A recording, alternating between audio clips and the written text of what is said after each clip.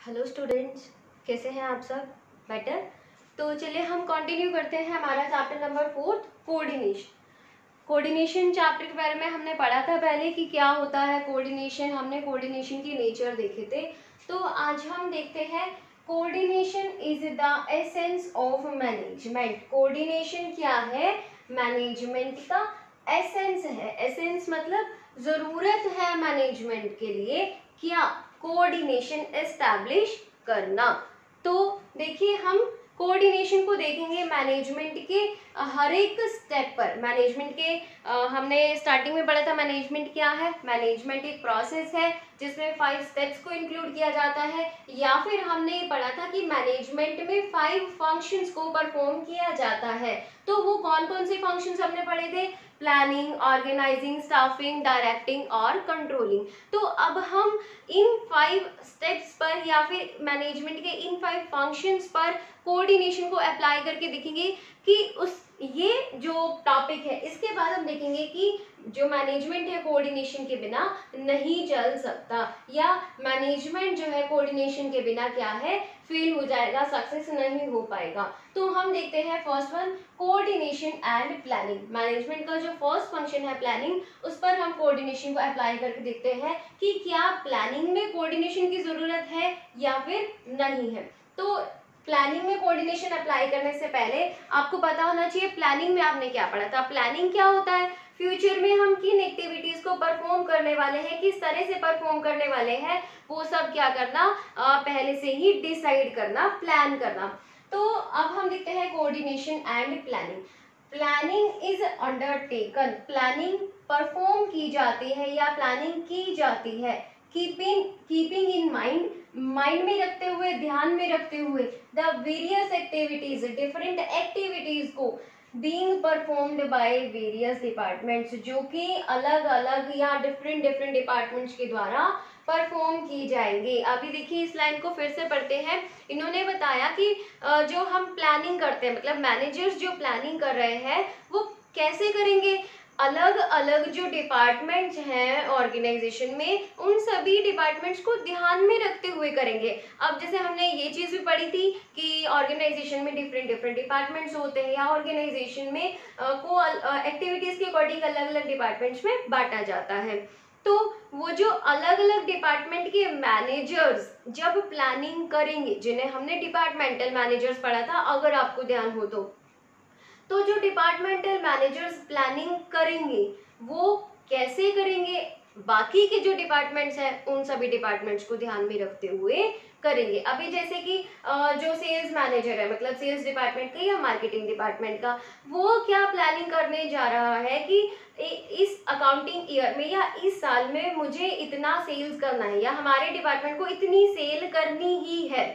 तो क्या वो प्रोडक्शन मैनेजर से बिना कंसल्ट किए अपने प्लानिंग कर सकता है? जी नहीं। यहाँ पर कोऑर्डिनेशन होना जरूरी है। अगर सेल्स मैनेजर प्लानिंग करता है कि 50,000 यूनिट्स पूरे साल में हम सेल करके ही रहेंगे, अब प्रोडक्शन मैनेजर से उसने कंसल्ट नहीं किया, प्रोडक्शन मैनेजर कह रहा है कि हमारी कैपेसिटी है 40,000 प्रोड्यूस करने की, तो कैसे सेल्स मैनेजर 50,000 सेल कर देगा? नहीं, पॉसिबल ही नहीं है।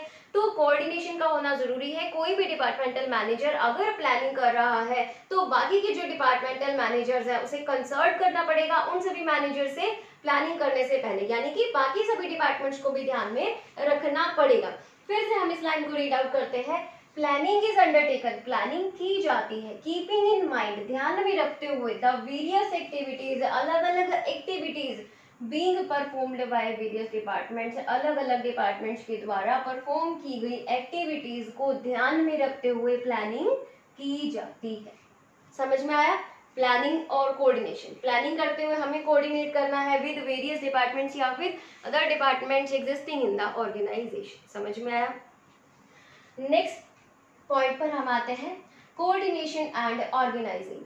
अब देखिए ऑर्गेनाइजिंग में हमने क्या पढ़ा था। ऑर्गेनाइजिंग में हम क्या कर रहे हैं, हमने जो ऑर्गेनाइजेशन को इस्टेब्लिश किया है उसका स्ट्रक्चर हम प्रिपेयर करते हैं in the function of organizing. हमने पढ़ा था ना कि the whole work is divided into various parts, काम को छोटे छोटे टुकड़ों में बांटा जाता है। मतलब सीधी भाषा में बोले तो जो पोस्ट होती है या जॉब्स होती हैं उन्हें डिफाइन किया जाता है किसमें? ऑर्गेनाइजिंग में। अब हम देखते हैं कि ऑर्गेनाइजिंग में कोऑर्डिनेशन की क्या जरूरत है। While performing the functions of organizing, the manager has to establish coordination among various departments as well as various people working in same department. Organizing का काम करते हुए मैनेजर को क्या करना है, कोऑर्डिनेशन बनाना है। किन चीजों में, जो अलग अलग डिपार्टमेंट्स बनाए जाएंगे ना, उन डिपार्टमेंट्स में आपस में कोऑर्डिनेशन होना जरूरी है। प्लस जो एक डिपार्टमेंट में अलग अलग लोग काम कर रहे हैं उनमें आपस में कोऑर्डिनेशन एस्टैब्लिश करना जरूरी है। अदरवाइज हमारी ऑर्गेनाइजेशन जो है वो किसकी तरफ जाएगी, फेलियर की तरफ जाएगी। क्योंकि देखिए जो डिपार्टमेंट्स बने हैं ऑर्गेनाइजेशन में, सेल्स डिपार्टमेंट लगा लीजिए, मार्केटिंग डिपार्टमेंट है, प्रोडक्शन डिपार्टमेंट है, फाइनेंस डिपार्टमेंट है, R&D research and development department है, अगर इन सभी डिपार्टमेंट्स में कोऑर्डिनेशन नहीं बनाया जाए तो हमारी ऑर्गेनाइजेशन सक्सेस की तरफ नहीं जा सकती। और इस चीज का ध्यान मैनेजर्स को कब रखना है, while performing the function of organizing. साथ ही साथ क्या ध्यान में रखना है, मार्केटिंग डिपार्टमेंट में जो लोग काम कर रहे हैं, जो एम्प्लॉयज हमारे काम कर रहे हैं, उनमें भी आपस में कोऑर्डिनेशन बना करके रखना है। अदरवाइज हमारी ऑर्गेनाइजेशन अपने ऑब्जेक्टिव्स तक इजीली नहीं जा पाएगी। क्लियर। अब हम आते हैं हमारे नेक्स्ट पॉइंट पर, कोऑर्डिनेशन एंड स्टाफिंग। देखिए व्हाइल स्टाफिंग, अच्छा स्टाफिंग को भी एक बार से जल्दी से रिवाइज कर लेते हैं। स्टाफिंग क्या था कि देखिए ऑर्गेनाइजिंग में हमने क्या किया, वेरियस जॉब्स को डिफाइन किया कि हम इस ऑर्गेनाइजेशन को इस्टेब्लिश कर रहे हैं, इस ऑर्गेनाइजेशन के ऑब्जेक्टिव्स को अचीव करने के लिए हमें ये जॉब्स परफॉर्म करनी पड़ेंगी, या ये पोस्ट है जिनको परफॉर्म करके हम अपने ऑब्जेक्टिव तक जा पाएंगे। ये फंक्शन था हमारा ऑर्गेनाइजिंग। अब स्टाफिंग क्या है, जो हमने जॉब्स डिटरमाइन की हैं, जो हमने पोस्ट डिटरमाइन की है, उन पोस्ट को फिल करेंगे किससे, ह्यूमन बींग से। हमें क्या चाहिए, स्टाफ मेंबर्स चाहिए, हमें ह्यूमन बींग्स चाहिए जो कि हमारी डिटरमाइन की हुई पोस्ट पर काम करेंगे। अब देखिए स्टाफिंग और कोऑर्डिनेशन को स्टाफिंग में कोऑर्डिनेशन को कैसे अप्लाई किया जा सकता है। देखिए स्टाफिंग में क्या करना है, हमने एम्प्लॉयज को अपॉइंट करना है, ठीक है।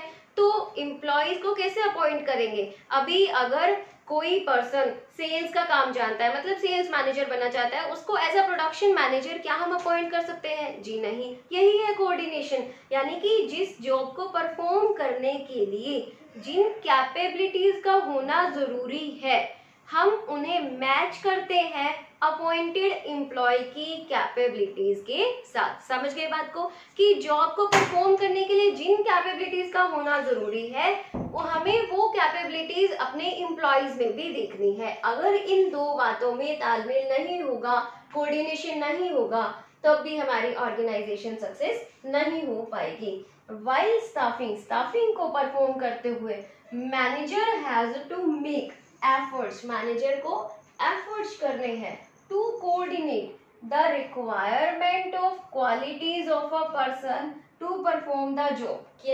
कोऑर्डिनेशन बनाना है, कोऑर्डिनेट करना है किन दो बातों में, कि जिन क्वालिटीज की रिक्वायरमेंट है जॉब को परफॉर्म करने के लिए, दूसरा कि actual abilities and the qualities of appointed person, यानी कि जिन एबिलिटीज की हमें जरूरत है कि उस जॉब को परफॉर्म करने के लिए पर्टिकुलर पर्सन में ये एबिलिटीज होनी चाहिए, वाकई अपॉइंटेड एम्प्लॉय में वो क्वालिटीज होनी चाहिए। अदरवाइज हमारा जो स्टाफिंग फंक्शन है वो फेल हो जाएगा, और अगर स्टाफिंग फंक्शन फेल हो गया तो ऑर्गेनाइजेशन भी हमारी फेलियर की तरफ मूव करेगी। तो नेक्स्ट पॉइंट हम देखते हैं, कोऑर्डिनेशन एंड डायरेक्टिंग। तो देखिए इस पॉइंट में हम सबसे पहले डायरेक्टिंग का मतलब समझ लेते हैं। डायरेक्टिंग में हमने क्या पढ़ा था कि जो मैनेजर्स हैं वो डायरेक्ट करते हैं अपने सबऑर्डिनेट्स को, मतलब गाइड करते हैं, या काम किस तरह से करना है वो सब इंस्ट्रक्शंस देते हैं। कौन, मैनेजर्स, किसे, सबऑर्डिनेट्स को। तो अब देखिए डायरेक्टिंग में कोऑर्डिनेशन को किस तरह से अप्लाई किया जाता है, while issuing the orders and instructions to subordinate, subordinates को ऑर्डर देते हुए या उन्हें इंस्ट्रक्शंस देते हुए the manager has to keep in mind, manager को ध्यान में रखना है the effect they will have on other people, कि अब कोई मैनेजर है, वो अब किसी पर्टिकुलर सबऑर्डिनेट को, अब जैसे कि कोई मैनेजर है मिस्टर ए और उसके अंडर 2 सबऑर्डिनेट्स काम कर रहे हैं, मिस्टर बी एंड मिस्टर सी। तो मैनेजर ए जो है वो किस तरह से सबऑर्डिनेट बी के साथ रिएक्ट करता है या किस तरह से उसे ऑर्डर्स देता है, इंस्ट्रक्शंस देता है और किस तरह से मिस्टर सी के साथ बिहेव करता है।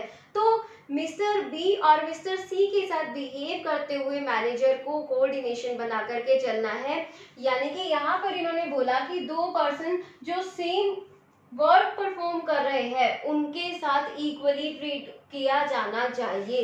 यानी कि मैनेजर को कोऑर्डिनेट करना है कि अगर 2 एम्प्लॉइज सेम वर्क कर रहे हैं तो उन्हें यानी कि सेम ट्रीटमेंट दिया जाए या इक्वली बिहेव किया जाए उनके साथ। किसी तरह का जो मैनेजर है उसमें मतलब पार्शियलिटी नहीं होनी चाहिए, मैनेजर पार्शियल नहीं होना चाहिए, कोऑर्डिनेशन होना चाहिए कि सभी एम्प्लॉयज के साथ इक्वली ट्रीट किया जाए। क्लियर? हम फिर से पढ़ लेते हैं। While issuing the orders in the instructions to subordinate, the manager has to keep in mind, manager को ध्यान में रखना है the effect they will have on other people। एक सबऑर्डिनेट को गाइडेंस देते हुए मैनेजर को ये ध्यान में रखना है कि उसका इफेक्ट दूसरे पर्सन्स पर क्या जाएगा। In other words, people performing the same work should be treated equally. जो एम्प्लॉयज सेम काम कर रहे हैं या सेम परफॉर्मेंस दे रहे हैं उनके साथ इक्वली ट्रीट किया जाना चाहिए। क्लियर? नेक्स्ट पॉइंट पर हम आते हैं, कोऑर्डिनेशन एंड कंट्रोलिंग। देखिए कंट्रोलिंग में किस तरह से हम कोऑर्डिनेशन को अप्लाई करेंगे। सबसे पहले हम कंट्रोलिंग का मतलब समझते हैं। कंट्रोलिंग हमने क्या किया था कंट्रोलिंग में कि प्री डिटरमाइन जो स्टैंडर्ड्स है उनको हम सेट करते हैं। क्लियर? और उसके बाद हम जो हमारे एम्प्लॉयज काम कर रहे हैं उनकी परफॉर्मेंस को चेक करते हैं कि क्या जो एम्प्लॉयज काम कर रहे हैं वो वाकई स्टैंडर्ड्स के अकॉर्डिंग काम कर रहे हैं या नहीं कर रहे हैं। ये पढ़ा था हमने कंट्रोलिंग में। अगर आप सबने वो वीडियो लेक्चर ध्यान से देखा होगा, हमने एक चैप्टर किया था levels of management, levels and functions of management, जिसमें लास्ट में हमने फंक्शंस ऑफ मैनेजमेंट पूरा टॉपिक कवर किया था। अगर जिन बच्चों ने फंक्शंस ऑफ मैनेजमेंट को अच्छे से किया तो आज वाला ये टॉपिक बहुत ही अच्छे से समझ में आया होगा, अदरवाइज आपको ये टॉपिक उतने अच्छे से समझ में नहीं आएगा। तो पहले आपको वो चैप्टर अच्छे से कवर करना है। तो फिर से कंट्रोलिंग के मतलब पर चलते हैं कि स्टैंडर्ड्स डिटरमाइन किए जाते हैं और उसके बाद एक्चुअल परफॉर्मेंस को देखा जाता है कि क्या वो स्टैंडर्ड्स के अकॉर्डिंग हो रही है या नहीं हो रही है।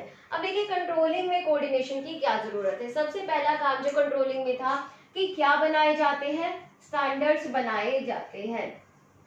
अब ये जो स्टैंडर्ड्स फिक्स किए गए ये किस तरह से करने हैं। जब हमने स्टैंडर्ड्स फिक्स करने हैं तो हम देखेंगे कि हमारी ऑर्गेनाइजेशन में अवेलेबल रिसोर्सेज कितने हैं। हमारी ऑर्गेनाइजेशन में अवेलेबल रिसोर्सेज कितने हैं। अब देखिए जैसे कि हमारे पास जो मशीन्स हैं वो क्या हुई, हमारे रिसोर्सेज हैं, उनकी कैपेसिटी है कि मशीन्स एक दिन में लगा लीजिए 50 यूनिट्स प्रोड्यूस कर सकती हैं। ठीक है, एक दिन में मशीन्स के प्रोड्यूस करने की कैपेबिलिटी कितनी है, 50 यूनिट्स। यानी कि हमारे पास रिसोर्सेज है, अवेलेबल रिसोर्सेज है टू मेक 50 यूनिट्स। और अगर हम स्टैंडर्ड्स बना दें कि एम्प्लॉयज को एक दिन में 70 यूनिट्स बनाने हैं तो क्या ये चीज सही है? जी नहीं, आप कहेंगे बिल्कुल गलत है। तो इसी चीज में कोऑर्डिनेशन बनाना है कि जो हमारे पास रिसोर्सेज है उसके अकॉर्डिंग ही स्टैंडर्ड्स को बनाया जाए। ठीक है, तो coordination is established between the objectives of the organization, the available resources and the human efforts through proper controlling. अब कंट्रोलिंग से क्या किया जाता है, कोऑर्डिनेशन बनाया जाता है 3 चीजों में। सबसे पहला ऑब्जेक्टिव्स ऑफ ऑर्गेनाइजेशन, ऑर्गेनाइजेशन के ऑब्जेक्टिव्स को ध्यान में रखते हुए और ऑर्गेनाइजेशन के अवेलेबल रिसोर्सेज को ध्यान में रखते हुए हम क्या बनाते हैं, स्टैंडर्ड्स बनाते हैं। और उसके बाद हम देखते हैं कि ह्यूमन एफर्ट्स, क्या जो एम्प्लॉयज हैं, हमारे जो लेबरर्स हैं, क्या वो स्टैंडर्ड्स के अकॉर्डिंग काम कर रहे हैं या फिर नहीं कर रहे हैं। तो इन 3 चीजों में कोऑर्डिनेशन बना करके हम कंट्रोलिंग कर सकते हैं। तो हमने क्या देखा इस टॉपिक में कि कोऑर्डिनेशन जरूरी है मैनेजमेंट के हर एक फंक्शन को परफॉर्म करने के लिए। अब इस चैप्टर का हम लास्ट टॉपिक देखते हैं, इंपॉर्टेंस ऑफ कोऑर्डिनेशन। तो लास्ट टॉपिक हम देख लेते हैं जल्दी से, importance of coordination. First point इसमें हमें दिया है साइज ऑफ ऑर्गेनाइजेशन। देखिए जैसे जैसे ऑर्गेनाइजेशन का साइज इंक्रीज होता है वैसे वैसे किसी ऑर्गेनाइजेशन में कोऑर्डिनेशन की ज़रूरत ज़्यादा होती है। कैसे? देखिए किसी ऑर्गेनाइजेशन का जो साइज है अगर लार्ज है तो उसमें नंबर ऑफ एम्प्लॉयज भी क्या होंगे? ज़्यादा होंगे। ठीक है, तो ज्यादा एम्प्लॉयज काम कर रहे हैं तो ऐसे में कोऑर्डिनेशन की जरूरत भी ज्यादा होगी। अब देखिए एक क्लास में अगर बहुत ज्यादा स्टूडेंट्स हो तो वहां पर कोऑर्डिनेशन की जरूरत ज्यादा होती है। देखिए ऐसा क्यों होता है? एक ऑर्गेनाइजेशन में जितने ज्यादा एम्प्लॉयज होंगे उतने ज्यादा कोऑर्डिनेशन की जरूरत होगी, क्योंकि हर एक एम्प्लॉय, हर एक पर्सन अपना पर्सनल ऑब्जेक्टिव लेकर के ऑर्गेनाइजेशन में आता है कि उसका ये पर्सनल ऑब्जेक्टिव है, इस वजह से वो उस जॉब को परफॉर्म कर रहा है। तो उन सब पर्सनल ऑब्जेक्टिव्स को इंटीग्रेट करने के लिए, ताकि वो ऑर्गेनाइजेशनल ऑब्जेक्टिव को अचीव कर सके, हमें किसकी जरूरत होती है? कोऑर्डिनेशन की जरूरत होती है। और अगर कोऑर्डिनेशन नहीं बन पाए और इतने लोग जहाँ एक साथ काम कर रहे हो तो वहां पर फेलियर के चांसेस ज्यादा हो जाते हैं। तो नेक्स्ट पॉइंट है फंक्शनल डिफरेंशिएशन। देखिए फंक्शनल डिफरेंशिएशन, फंक्शनल मतलब एक्टिविटीज, जो डिफरेंट डिफरेंट एक्टिविटीज परफॉर्म की जा रही है ऑर्गेनाइजेशन में, उसकी वजह से भी हमारी ऑर्गेनाइजेशन फेलियर की तरफ जा सकती है अगर उनमें कोऑर्डिनेशन ना हो। तो डिफरेंट एक्टिविटीज जो हम परफॉर्म कर रहे हैं उनमें क्या होना चाहिए? आपस में कोऑर्डिनेशन होना चाहिए। अदरवाइज तभी हमारी ऑर्गेनाइजेशन सक्सेस की तरफ जा पाएगी, अदरवाइज हमारी ऑर्गेनाइजेशन को सक्सेस नहीं मिल पाएगी। जो डिफरेंट डिफरेंट एक्टिविटीज हम कर रहे हैं उसमें क्या होना चाहिए? कोऑर्डिनेशन का होना जरूरी है। जैसे कि कौन कौन सी अलग अलग एक्टिविटीज, एक डिपार्टमेंट में अलग अलग एक्टिविटीज जो परफॉर्म की जा रही है वो भी, साथ साथ जो अलग अलग डिपार्टमेंट्स की एक्टिविटीज है वो भी, सभी में कोऑर्डिनेशन होना जरूरी है।